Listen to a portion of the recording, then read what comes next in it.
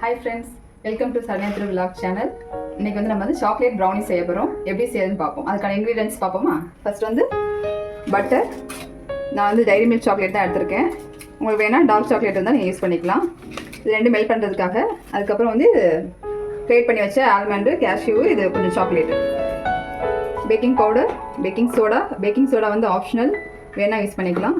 Next வந்து இது நான் அமேசானில் வாங்கினது தான், கொக்கோ பவுடர். மெல்ட் பண்ணுறதுக்கு வந்து சாக்லேட்டும் பட்டர் ஒரு 100 கிராமும் வந்து போடணும். நான் 1 கப்பில் தான் நான் செய்ய போகிறேன், அதனால் கொஞ்சம் தான் போட்டிருக்கேன். இது வந்து நம்ம வந்து டபுள் பாயிலிங் மெத்தடில் வச்சு பண்ண போகிறோம்.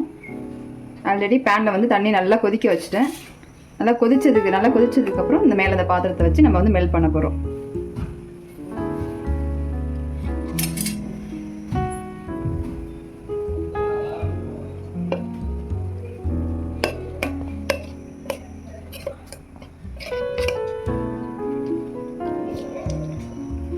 நல்லா க்ரீமியாக வரணும். க்ரீமி கன்சிஸ்டன்சி வந்தோன்னா நம்ம இது பண்ணிக்கலாம்.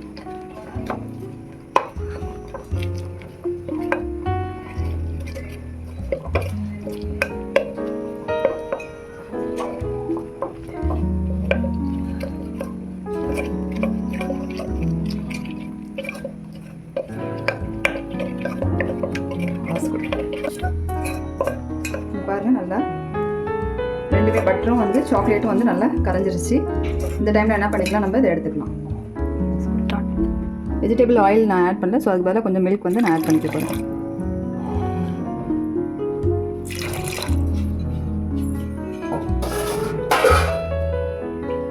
மில்க் ஆட் பண்ணிவிட்டு நல்லா வந்து மிக்ஸ் பண்ணிக்கோங்க. இப்போ வந்து நம்ம கோதுமை மாவில் தான் நான் ப்ரௌனி செய்ய போகிறேன். ஸோ 1 கப் கோதுமை மாவு எடுத்திருக்கேன்.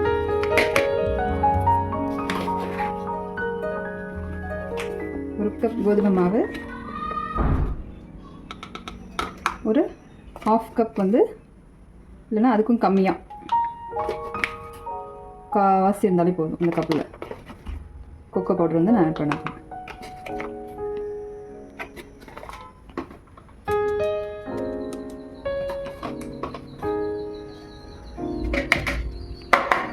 இதே கப்லேயே வந்து நம்ம சுகரும் எடுத்துக்கலாம்.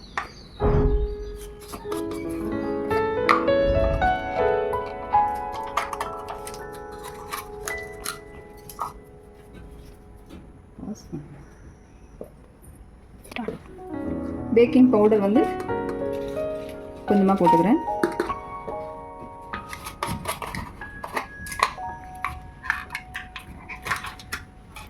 பேக்கிங் சோடாவும் அதை விட கம்மியாக கொஞ்சம் போட்டுக்கிறேன். நெக்ஸ்ட்டு சால்ட் கொஞ்சம் ஆட் பண்ணணும். இன்றைக்கி நாட்டு சர்க்கரையில் தான் நான் பண்ண போகிறேன். இதுதான் ஃபஸ்ட் டைம் நான் ட்ரை பண்ணுறேன், நாட்டு சர்க்கரையிலையும் கோதுமையிலையும். நீங்களும் வீட்டில் பண்ணி பாருங்கள், எப்படி இருக்குன்னு சொல்லுங்கள். 1/2 கப்பு நாட்டு சர்க்கரை இதில் போட்டுக்கிறேன். கொஞ்சமாக வந்து ஒயிட் சுகர் ஆட் பண்ணிக்கிறேன்.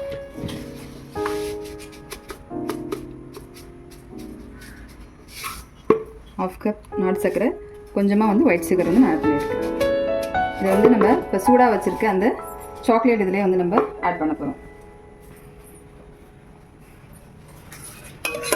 இந்த மெல்ட் பண்ணி வச்சுருக்க இந்த சாக்லேட் இதிலே இந்த சுகர் இதில் எல்லாமே போட்டு நல்லா மிக்ஸ் பண்ணணும்.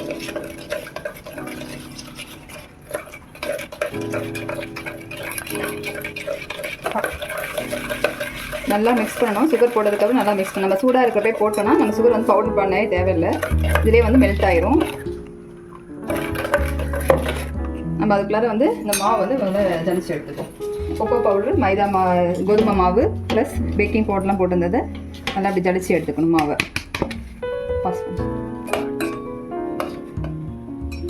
நெக்ஸ்ட் வந்து நல்லா மிக்ஸ் ஆனதுக்கப்புறம் இந்த பவுடர் நமக்கு இது பண்ணி வச்சுருக்க பவுடர் எல்லாத்தையும் இதில் போடணும். போட்டு நல்லா கட்டி இல்லாமல் நல்லா கிண்டி எடுத்துக்கணும்.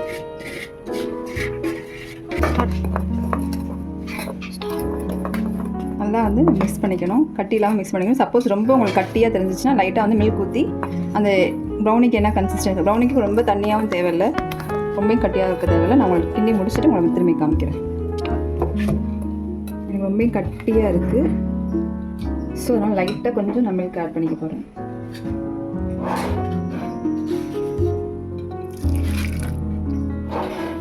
ஆறுன மில்கே ஊற்றிக்கலாம். நம்ம சூடு பண்ணனால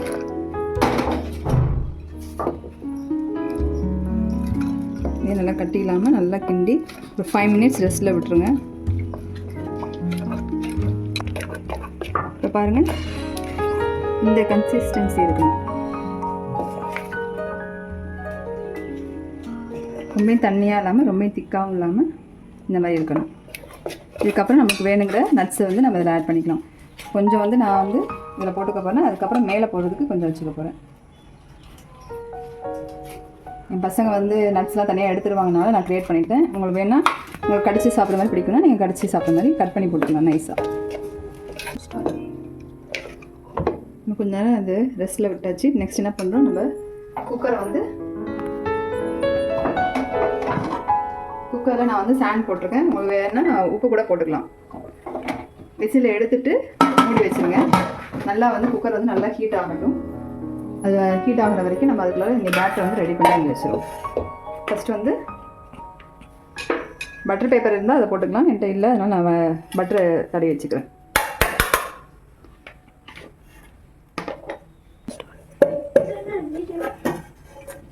பட்டரை சுற்றி நல்லா அப்ளை பண்ணிடணும். அப்போ தான் நமக்கு ஒட்டாமல் வரும். நம்ம பண்ணியிருக்க பேட்டரை எல்லாத்தையுமே இது பண்ண போகிறோம். நான் இது எல்லாத்தையும் உங்களுக்கு கொட்டி முடிச்சுட்டு காமிக்கிறேன் எப்படி இருக்குன்னு. எல்லாத்தையுமே வலிச்சதில் ஊற்றியாச்சு. வலிச்சு லைட்டாக அப்படி செட் ஆகிறதுக்காக இப்படி லைட்டாக தட்டிக்கோங்க. தட்டிட்டு உங்களுக்கு என்னென்ன நட்ஸ் விருப்பமோ அதை வந்து நீங்கள் மேலே போட்டுக்கலாம்.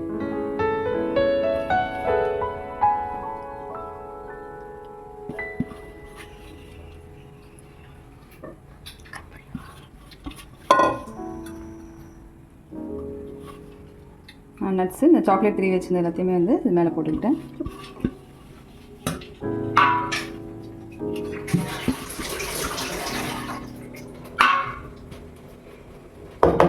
குக்கர் வந்து இப்போ ஹீட் ஆயிடுச்சுன்னு பார்ப்போம்.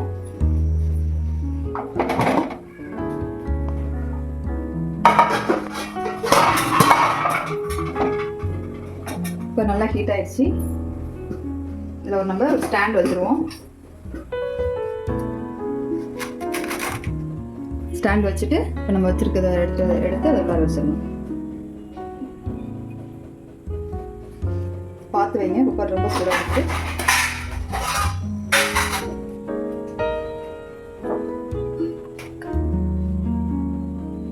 வச்சுட்டு விசில் போட வேணாம், அப்படியே லாக் பண்ணிடுங்க.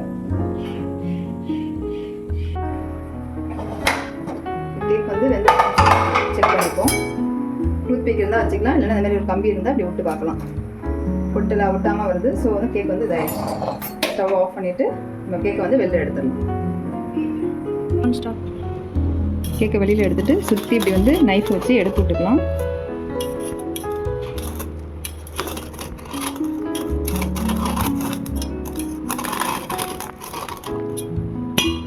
ஒரு பிளேட்டில் வந்து அப்படியே வந்து மாற்றிக்கிட்டு கொஞ்ச நேரம் அப்படியே விட்டுருங்க. தட்டி விட்டால் நம்ம வந்து கேக் வந்து இதாயிடும். கேக் வந்து நம்ம தட்டிட்டோம்.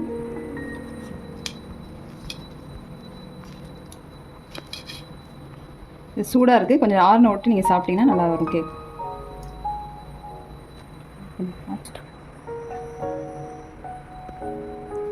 நம்ம கேக் இப்போ சூடாகவே எடுத்து கட் பண்ணி எடுத்துட்டோம். நீங்கள் ஆனால் ஆற விட்டு கட் பண்ணி எடுங்க. அப்போ தான் இது உடையாமல் கிராக் ஆகலாமல் வரும். நீங்கள் பாருங்கள், நம்ம சாக்லேட்லாம் போட்டிருக்கோம். கேக் பார்த்தீங்கன்னா நம்ம இதுவாக இருக்குது. ஓகே, பாய். நெக்ஸ்ட் வீடியோவில் பார்ப்போம்.